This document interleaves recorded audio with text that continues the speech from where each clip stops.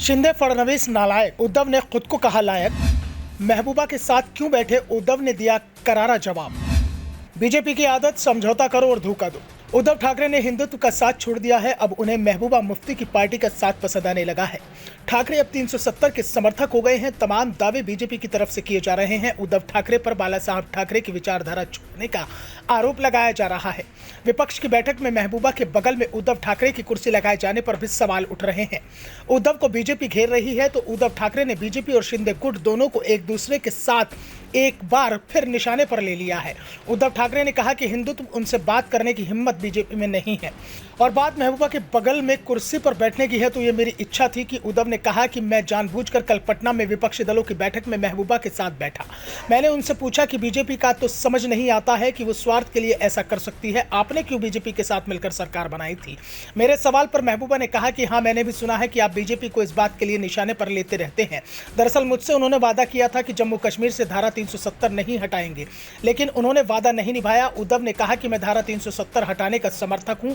मैं ये नहीं कह रहा हूं कि धारा 370 हटाना गलत था, मैं तो ये कह रहा हूं कि झूठ के वादे करना और मुकर जाना ये बीजेपी की फितरत है। उद्धव पहले भी दावा करते रहे हैं कि बीजेपी के साथ उनकी 2019 में चुनाव को लेकर जो बात हुई थी उसमें सरकार में बराबरी की हिस्सेदारी की बात थी और बीजेपी वादा करके मुकर गई, जिस कारण हमने गठबंधन तोड़ दिया। उद्धव ठाकरे ने कहा कि बीजेपी अगर महबूबा के साथ सरकार चलाए तो हिंदुत्व कायम रहता है और हम महबूबा के साथ बैठे तो हमारे हिंदुत्व पर सवाल उठाए जाते हैं। उमर अब्दुल्ला कल बोल रहे थे कि ठीक है, समझ में आती है बात कि 370 हटाया, 370 पर हम मोदी सरकार के साथ हैं, लेकिन कश्मीर में अब तक चुनाव क्यों नहीं कराया। महाराष्ट्र के डिप्टी सीएम देवेंद्र फडणवीस को चेतावनी देते हुए उद्धव ने कहा कि वो परिवार के ऊपर ना आए। याद रखिए कि आपका भी परिवार है, मैं किसी के परिवार पर नहीं बोलता हूं। मैं परिवार पर आया तो आपको मुश्किल हो जाएगी। मैं तो खुलकर कहता हूं कि मैं अपने परिवार के लिए संवेदनशील हूं। मेरा परिवार मेरी जिम्मेदारी है और मैं अपने परिवार की जिम्मेदारी निभा रहा हूं। ये सामने बैठे लोग मेरे परिवार हैं।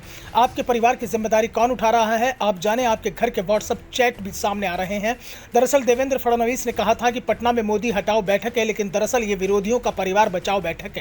सभी लोग अपने अपने परिवार को बचाने के लिए एक हो रहे हैं। कोविड काल में बीएमसी के भ्रष्टाचार को लेकर उद्धव ठाकरे ने कहा कि हमारे हाथ में ईडी दीजिए, हम बताते हैं कि कहां कहां छापेमारी करनी है। हम जब सवाल करते हैं तो हम पर कार्रवाई की जाती है, जवाब नहीं मिलता है। उत्तर प्रदेश, गुजरात में कोविड के नाम पर जो घोटाले हुए हैं उसकी जांच कौन करेगा। आपातकाल में क्या हम बैठकर कहां फंड दें, कैसे दें, किसको दें, ये विचार करें। कोई दलाल आता है और शिकायत दर्ज कराता है, उस पर जांच शुरू कर दी जाती है। कीजिए जांच, हम भी किसी जांच से नहीं घबराते हैं। कोविड काल के काम को लेकर सर्वश्रेष्ठ मुख्यमंत्री के तौर पर मेरा नाम आया है। एक भी बीजेपी के मुख्यमंत्री का नाम सूची में नहीं था, इसलिए उनको परेशानी है। कोरोना काल में लोगों की जान जा रही थी और बीजेपी मध्य प्रदेश में सरकार बनाने की जल्दी में थी। 15 दिनों में कोरोना के इलाज की सुविधाएं देने का इंफ्रास्ट्रक्चर खड़ा करने वाला महाराष्ट्र पहला राज्य बना। हम नायक हैं ना कि खलनायक है, ये जनता तय करेगी, लेकिन आप लोग नालायक हैं, ये सबको पता है। Bureau report, the Dhakad news.